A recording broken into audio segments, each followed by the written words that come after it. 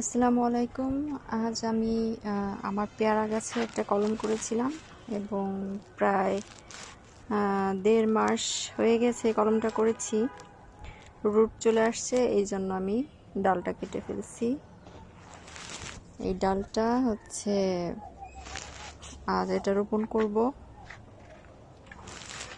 তো ছাদ বাগানে যারা হচ্ছে নিজেদের গাছ থেকে নিজেরাই গাছ তৈরি করতে চান, তাদের জন্য সবচেয়ে সহজ বিষয় হচ্ছে গাছের কলম করা। যেহেতু আমরা গাছ সংগ্রহ করি, বিভিন্ন গাছ চেষ্টা করি সবসময় ছাদে লাগানোর জন্য ভালো জাতের গাছ নির্বাচন করতে। এই জন্য অবশ্যই উচিত সবার সেই ভালো জাতটা থেকে অন্য একটি চারা তৈরি করা এবং সেগুলো জাত বৃদ্ধির জন্য নিজেই সেগুলো রোপণ করা। আর বেশি হয়ে গেলে যদি কাউকে গিফট দেওয়া যায় বা সেল করা যায়, সেটা ভিন্ন বিষয়। তো আমি এখন এই চারাটা রোপণ করব, দেখি কি হয়। গত বছর অবশ্য আমি আরেকটা চারা রোপণ করেছিলাম আমার আরেকটা পেয়ারা গাছের। এই গাছটারই হচ্ছে আরেকটা ডাল থেকে কলম করেছিলাম এবং সেই গাছে এইবার এই যে কলি আসছে, ফল সেট হচ্ছে।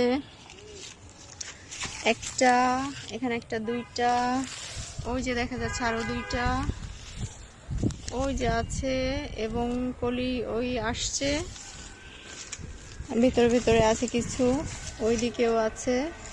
মানে এই যে সেই গাছটা হচ্ছে এই যে, এটাও আমার গত বছরের কলম করা এই গাছটা। আর এইবার হচ্ছে এই একটা করেছি, আরও দুইটা করেছি, ওই দুইটা হচ্ছে রোপণ করা হয়ে গিয়েছে। তো দেখি রেজাল্টের জন্য প্রথমে হচ্ছে পাতা রোপণ করার পর দেখা যায় কি পাতাগুলো সব শুকিয়ে একেবারে পড়ে যাওয়ার পরে ভাবি কি গাছটা হয়তো মরেই গেছে, ওইভাবেই ফেলে রাখি।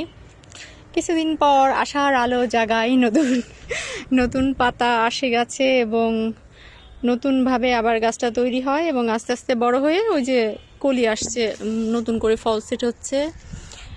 কাঠগোলাপ কয়েকটা কালার আছে, এটা একটা, ওই যে আর একটা ভিতরে আছে আরও 2-3টা। যাই হোক, আজকের মতো এখানেই।